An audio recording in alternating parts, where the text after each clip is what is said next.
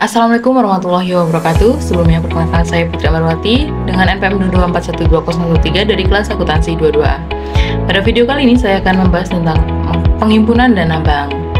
Kegiatan usaha yang utama dari suatu bank adalah penghimpunan dan penyaluran dana. Penghimpunan dana bisa juga dikatakan sebagai proses pencairan sumber dana bank. Yang dimaksud dengan sumber-sumber dana bank sendiri adalah usaha bank dalam menghimpun dana untuk membiayai operasinya. Sumber-sumber dana bank tersebut adalah sebagai berikut. Yang pertama ada dana bank itu sendiri, yang kedua ada dana dari masyarakat luas, dan yang ketiga ada dari lembaga lainnya. Sumber dana bank konvensional yang pertama yaitu ada dana yang bersumber dari bank itu sendiri, yang misalnya apabila bank hendak melakukan perluasan usaha atau mengganti berbagai sarana dan prasarana yang lama dengan yang baru. Kemudian, dana yang bersumber dari bank itu sendiri terdiri dari setoran modal dari pemegang saham, yaitu modal dari para pemegang saham lama atau pemegang saham baru. Kemudian ada cadangan laba, yaitu laba yang setiap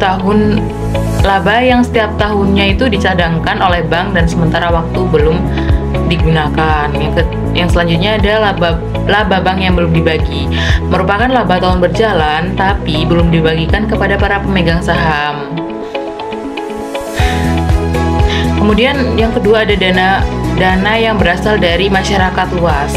Ini dana masyarakat luas bank ini dapat menggunakan tiga macam jenis simpanan atau rekening. Yang pertama ada simpanan giro atau demand deposit.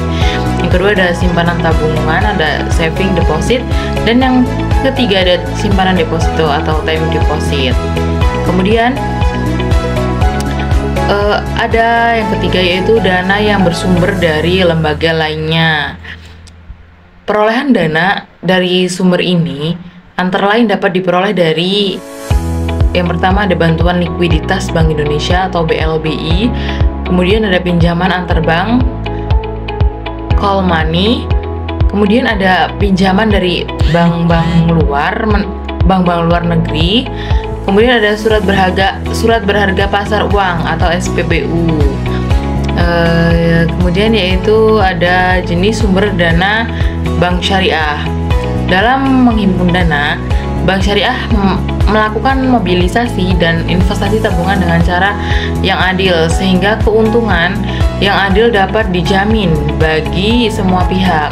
Tujuan mobilitas dana merupakan hal yang penting karena Islam secara tegas mengutuk penimbunan tabungan dan menuntut penggunaan sumber dana secara produktif dalam rangka mencapai tujuan sosial ekonomi Islam. Kemudian sumber dana bank syariah ini selain dari kegiatan penghimpunan dana, tentunya juga dari modal disetor, sehingga secara keseluruhan sumber dana bank syariah ini dapat dibagi menjadi yang pertama modal, yang kedua rekening giro, yang ketiga rekening tabungan, yang keempat rekening investasi umum atau investasi tidak terikat, yang kemudian yang kelima rekening investasi khusus, yang keenam obligasi syariah. Kemudian yang selanjutnya ada penyaluran dana bank. Definisi penyaluran dana ini adalah menjual kembali dana yang diperoleh dari penghimpunan dana dalam bentuk simpanan. Tujuan bank dari pengalokasian dana ini adalah memperoleh keuntungan memakai semaksimal mungkin. Dalam penyaluran dana ini, pihak bank harus memiliki strategi yang mumpuni untuk menyalurkan dananya ke masyarakat melalui alokasi yang strategis, sehingga keuntungan yang didapat bisa dimaksimalkan. Ada tiga hal yang selalu diperhatikan bank, yaitu yang pertama ada risiko, hasil, jangka waktu, dan likuiditas. Secara lebih rinci, alokasi dana yang telah berhasil dihimpun oleh bank didapat dalam bentuk yang pertama ada cadangan likuiditas, yang kedua ada penyaluran kredit, yang ketiga ada investasi, yang keempat ada aktiva tetap dan inventaris.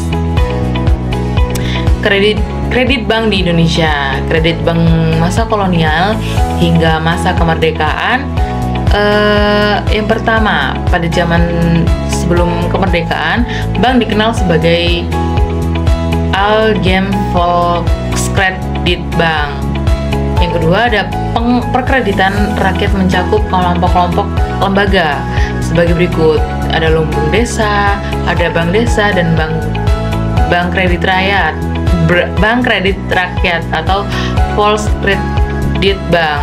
Yang ketiga ada bank-bank rakyat atau sesudah tahun 1934 menjadi kantor-kantor setempat, juga menyediakan kredit bagi golongan amtenar atau pegawai negeri, kaum pensiunan, dan karyawan swasta. Ada kredit bank masa modern, penyaluran kredit kepada pihak-pihak yang ingin mengembangkan usahanya, seperti halnya pada usaha UMKM yang bertujuan menghasilkan lapangan kerja baru. Kredit yang dimaksud di sini adalah pemberian fasilitas di pinjaman atau bukan berdasarkan prinsip syariah kepada nasabah, baik berupa fasilitas pinjaman tunai maupun pinjaman non tunai. Hal yang selalu diperhatikan oleh bank untuk memberikan kredit kepada setiap nasabahnya diantaranya terdiri dari beberapa aspek pertimbangan bank seperti perizinan dan legalitas. Contohnya IMB, izin mendirikan bangunan, angka pengenal ekspor terbatas, surat izin tempat usaha, surat izin usaha jasa konstruksi, sertifikat tanah, dan tanda daftar perusahaan. Kemudian ada jenis-jenis bank. Dilihat dari jenis kegunaannya, yaitu ada kredit investasi, ada kredit modal kerja atau KMK, dan kredit konsumsi. Kemudian dilihat dari segi sektor usaha, yang ada kredit pertanian, kredit peternakan, kredit industri, kredit perumahan, dan juga kredit usaha kecil dan mikro. Kemudian ada karakteristik kredit kepada usaha kecil dan mikro secara umum. Ada memerlukan persyaratan penyerahan anggunan yang lebih lunak. Kemudian ada memerlukan metode monitoring kredit yang khusus. Ada cenderung menimbulkan biaya pelayanan kredit yang relatif lebih tinggi. Ada memerlukan persyaratan persetujuan kredit yang lebih sederhana. Kemudian ada kerjasama pemberian kredit kepada usaha kecil dan mikro. Selanjutnya yaitu berdasarkan jangka waktunya, ada kredit jangka pendek atau kredit yang jangka waktunya hingga 1 tahun atau tidak lebih dari 1 tahun. Kemudian ada kredit jangka menengah. Kredit ini kredit yang jangka waktunya antara 1 tahun hingga 3 tahun. Kemudian ada kredit jangka panjang. Kredit yang jangka waktunya lebih dari 3 tahun. Kemudian yaitu permasalahan kredit macet dan cara menanggulanginya. Untuk menghadapi permasalahan tersebut, kredit macet, pihak-pihak dapat menggunakan prinsip kehati-hatian sesuai pada bab 2 pasal 2 Undang-Undang Nomor 10 Tahun 1998 tentang Perbankan Indonesia dalam melakukan usahanya berasaskan demokrasi Indonesia dengan menggunakan prinsip kehati-hatian dalam meminimalisir resiko dan kredit macet perbankan nasional. Harus mengikuti standar prosedur operasi yang telah ditentukan, yaitu yang pertama dalam penyaluran kredit bank harus mengikuti standar prosedur yang disepakati. Kemudian yang kedua, bank melakukan penilaian kredit operasi secara profesional. Yang ketiga, ada bank tidak melanggar kebijakan yang ditetapkan oleh OJK. Kemudian ada bank harus memiliki aturan internal yang baik. Dalam perencanaan kredit terdapat hal-hal yang harus dipersiapkan dan direncanakan, yaitu yang pertama penetapan pasar sasaran atau target market. Kemudian yang kedua kriteria risiko. Yang ketiga ada kriteria nasabah. Yang keempat ada proses analisis kredit. Yang kelima ada penetapan jenis dan struktur kredit. Itu ada syarat dan ketentuan serta alur pemberian kredit. Umumnya syarat dan ketentuan kredit terbagi menjadi 2, yaitu sebelum pencairan kredit ada penyerahan agunan, asuransi, dan sebagainya. Dan ketika setelah pencairan kredit ada pelaksanaan perjanjian kredit, pengawasan kredit, dan itu saja. Cara melakukan pengawasan ada yang pertama secara administratif, yaitu dengan monitoring yang dilakukan dengan menggunakan segala informasi yang tersedia, baik catatan yang tersedia maupun informasi lainnya. Yang kedua secara fisik, monitoring yang dilakukan dengan kunjungan langsung ke lokasi usaha atau tempat lain yang berkaitan dengan fasilitas kredit yang diberikan oleh bank. Pengawasan ini biasanya dilakukan secara berkala. Kemudian ada jaminan kredit.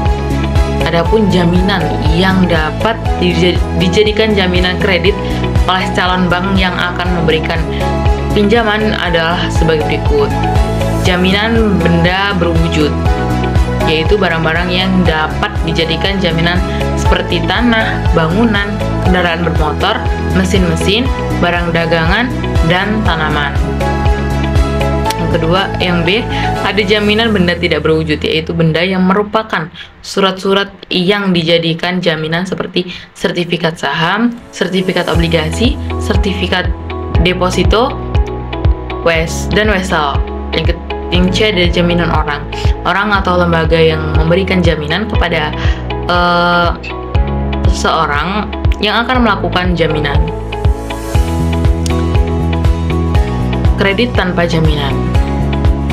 Kredit yang diberikan kepada perusahaan yang telah loyal kepada bank yang akan mengeluarkan pinjaman. Selain itu, perusahaan tersebut adalah perusahaan yang bonafide. Oke, itu saja yang dapat saya sampaikan. Saya Iri, wassalamualaikum warahmatullahi wabarakatuh.